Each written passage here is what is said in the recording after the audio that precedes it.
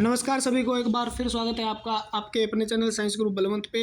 और एक नोटिस और एचएसएससी का एक नया नोटिस आया है, जिससे क्या हो गया, दिमाग खराब हो गया बच्चों का। तो वो दिमाग सही करते हैं, किस प्रकार से क्या होगा सारा सेटअप हम बैठाते हैं। ठीक है, उस नोटिस को पढ़ते हैं और उसके बारे में जानकारी लेते हैं क्या है, बच्चों को किसको क्या अपलोड करना है। कुछ ऐसा नोटिस आया जिसमें अपलोड करने हैं, आपको डॉक्यूमेंट अपलोड करने हैं, नए डॉक्यूमेंट क्या अपलोड करने पड़ेंगे और किस किस प्रकार से करने हैं और किसको करने हैं किसको नहीं करने हैं। वीडियो ध्यान से देखेंगे आपको पता चलेगा। उससे पहले देखो, ये नोटिस आया, उससे पहले मैं एक एक चीज़ बताऊंगा, सारे डाउट क्लियर करूंगा। अगर आप इलेक्ट्रिकल भर्ती से जुड़े हैं या आप शिफ्ट अटेंडेंट की तैयारी करना चाहते हैं, एएलएम की तैयारी करना चाहते हैं और आपके पास क्वालिफिकेशन ये है, तो आप अगर क्वालिफाई है तो आराम से आप जुड़ सकते हैं हमारे साथ। और आपको यहाँ पर एक ऑथेंटिक डाटा दिया जाएगा जो आपके नए सिलेबस के आधार पे आपको करवाया जा रहा है। बिल्कुल इलेक्ट्रिकल की थ्योरी, जिसमें 50% सिलेबस हो चुका है, 50% बाकी रहता है, वो हम कर लेंगे धीरे धीरे। ठीक है, यूट्यूब के और नोटिफिकेशन यानी प्ले स्टोर में जाके आप देख सकते हो इस बात को भी, कितना ज़बरदस्त तरीके से करवाना अलग बात नहीं है, लेकिन याद करवाया जा रहा है। यहाँ पे नए सिलेबस के आधार पे पूरा याद करवा देंगे आपको, सारी चीज़ें जो आपको पूछी जाएगी पेपर में। नोटिस क्या है, नोटिस के अंदर साफ साफ क्या लिखा हुआ है और किसको अपलोड करना है, क्या अपलोड करना है। देखो, मैं एक बात बताता हूँ आपको यहाँ पर। एक बात तो ये भी, इसकी डेट है ना, वो 15 दिन तक करेक्शन की डेट बढ़ा दी। पहले चल रही थी, वो बढ़ा रहे हैं, कोई दिक्कत नहीं है, 5-6 दिन का टाइम मिला, लेकिन ये टाइम स्पेशल उनके लिए मिला है। ठीक है ना, उनको स्पेशली एक नोटिस जारी किया गया ईडब्ल्यूएस को से। देखो, EWS category candidate and ESM, ये ध्यान से देख लें, इस कैटेगरी को ये ध्यान से देख लें। ठीक है ना, ये जो कैटेगरी है ना, ये सब कैटेगरी है। ठीक है ना, अगर आप किसी भी ईडब्ल्यूएस कैटेगरी से हो और आपके प्रोविजनल लिखा है चाहे नहीं लिखा है, यहाँ पे ये बात लिखी है, देखो, कैंडिडेट प्रोविजनल और note are also required to upload their category certificate and case of absence of category certificate, candidate will be considered against general parents category only। यानी इसके अंदर जो बात लिखी है वो समझने के लिए आपको थोड़ा सा समय चाहिए। क्या है, जैसे आप जनरल कैटेगरी से बिलोंग करते हो, ठीक है, नॉर्मल आप जनरल और जनरल वालों को एक AWS के लिए मतलब एक छूट दी गई है इकोनॉमिकल वीकर सेक्शन के आधार पे। तो आपने अगर AWS का सर्टिफिकेट अपलोड नहीं किया, चाहे प्रोविजनल लिखा है चाहे नहीं लिखा है, मैंने ये बात बहुत पहले समझाई थी, आपको याद हो तो। ठीक है ना, ये बात आपको पहले समझाई थी, एचएसएससी है, ध्यान दे लो इस बात का, लेकिन आप नहीं माने। और ये बात किस किस को याद है, मेरे को कमेंट करके बताना भी, सच कहा था या झूठ कहा था।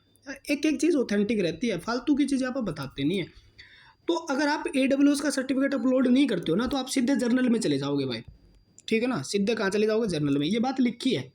ठीक है, AWS अगर अपलोड नहीं करते हो तो जर्नल में चले जाओगे। अगर आप ESM एक्स सर्विसमैन है, डिपेंडेंट एक्स सर्विसमैन है, DFF है, आपके पास सब कैटेगरी है, या किसी भी कैटेगरी से आप बिलोंग करते हो और उसके अंदर आपके सब कैटेगरी है, यानी उसके कैटेगरी के अंदर जो कैटेगरी होती है आपकी, वो है सब कैटेगरी बोलते हैं उसको, ESM। ये क्या है, जैसे SC का भी ESM हो सकता है, BC का भी ESM हो सकता है और जनरल का ESM हो सकता है। अगर आपने ESM का नहीं अपलोड किया तो आप किस में चले जाओगे, आपकी पेरेंट कैटेगरी उसको बोलते हैं। जैसे आप SC कैटेगरी कैंडिडेट हो और आपके पास ESM है, तो ESM को हटा दिया जाएगा और किस में चले जाओगे, आप SC में चले जाओगे। पेरेंट का मतलब ये हो गया भी, SC में चले जाओगे।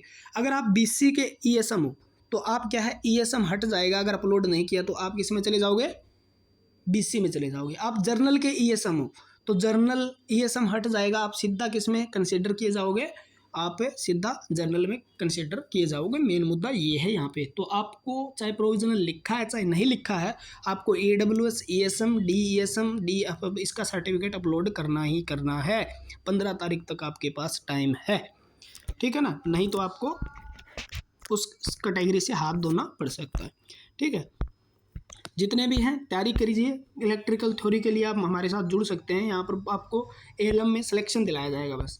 और एक बात और लिखी है इन्होंने, इस बात को भी आप ध्यान से थोड़ा सा पढ़ लो, 2 मिनट लग जाए अपना। क्या है, एनी कैंडिडेट जो रिजर्वेशन से है ना, अगर उनका PPP से मैच नहीं करता है कोई भी, ठीक है ना, ऐसा भी कहा गया है इसके अंदर। देखो, 1 टाइम रजिस्टर किया है और वो परिवार पहचान पत्र से क्लेम करता है, ठीक है ना, नोट मैच विथ, यानी उसका जो वेरिफिकेशन है, यानी जो क्लेम करता है रिजर्वेशन का, वो PPP से मैच नहीं करता है, ठीक है ना, तो वो verified online by the commission in view of document submitted by the candidate shall be considered under general category provided such candidate age qualification other criteria required to fulfill the general category candidate। ठीक है ना, इस बात को आपने समझ लिया क्या? इस बात का मतलब ये है भी पीपीपी से आपका अगर मैच नहीं करता है तो आपको क्या करना पड़ेगा, वेरिफिकेशन विड्रा जो है वो या तो वेरिफिकेशन करवाओ आप पीपी से, और या आप क्या करवाओ उसको अपना जो आपकी जो कैटेगरी है उसको आप विड्रॉ कर सकते हो, या आप क्या कर सकते हो जो आपने क्लेम किया उसको विड्रॉ कर लो। ठीक है ना, और अगर आप सच ए कैंडिडेट मतलब अगर ऐसे कैंडिडेट हैं जो जनरल कैटेगरी से हैं, ठीक है ना, तो age qualification and criteria required to fulfil the general category candidate, ठीक है ना, वो अपना क्राइटेरिया फिल करें।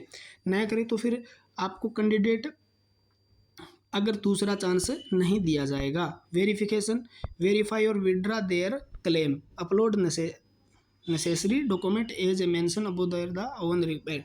बाकी वही चीज़ें हैं सारी की सारी, ऊपर वाला ध्यान दे लेना, नीचे वाले को ध्यान से पढ़ लेना, दोबारा समझ में आ जाएगा, दोबारा सुन लेना, दोबारा समझ में आ जाएगा। ठीक है ना, तो किस किस के कोई डाउट हो तो कमेंट कर देना, मैं हो सकता है जितना टाइम मिलेगा मेरे को मैं जवाब दूंगा।